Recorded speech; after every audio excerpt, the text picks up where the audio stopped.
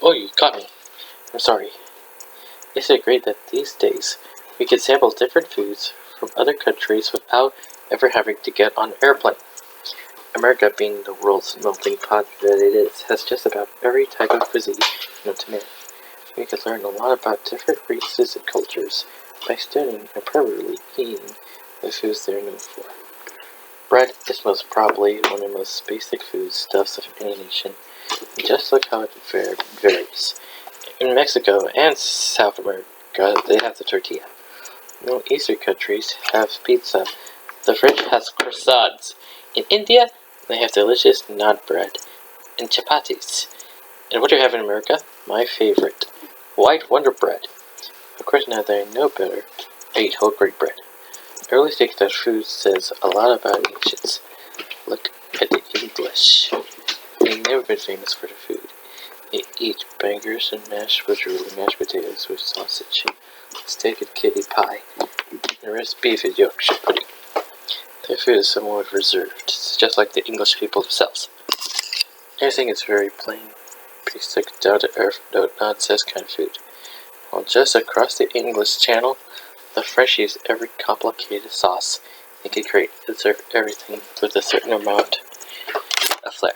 For French people, food is an important part of their culture and their pride.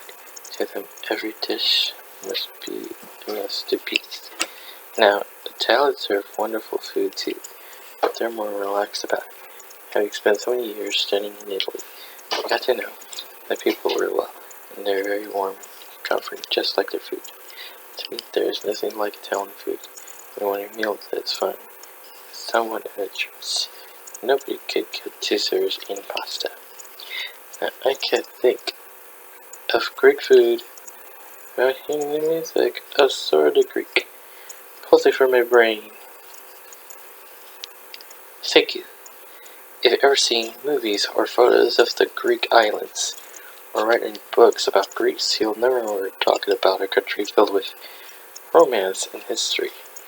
Greek food is rich with flavor, just like the people themselves. Have you ever tasted feta cheese? It is often made from sheep's milk.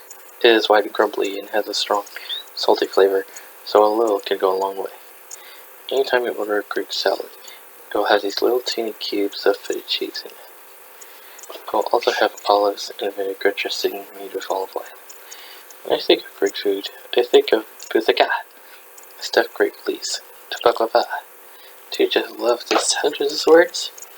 Baklava, it even sounds rich and sweet, which of course it is. Baklava is actually a favorite dessert in quite a few European countries. If you've ever tasted it, you know why. It doesn't come cheap.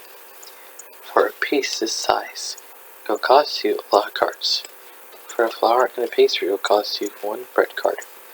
And for the nuts and the butter and the pastry, well, that's going to be at least 3 fat cards. Then for all that sweet honey, we have to count 2 fruit cards. So you're going to have to indulge in baklava. Please savor every morsel because you are paying a very high price. Now, I mentioned moussaka. This is definitely Greek, and usually is a layered mixture of ground meat, beef or lamb, all seasoned tomato sauce and eggplant, with the cheesy custard baked over the top. There are lots of variations, though sometimes you might find them layered with slices of potatoes instead of eggplants, or even eggplant and potatoes and no meat. For a slice of moussaka with eggplant and ground beef, you have to count these cards.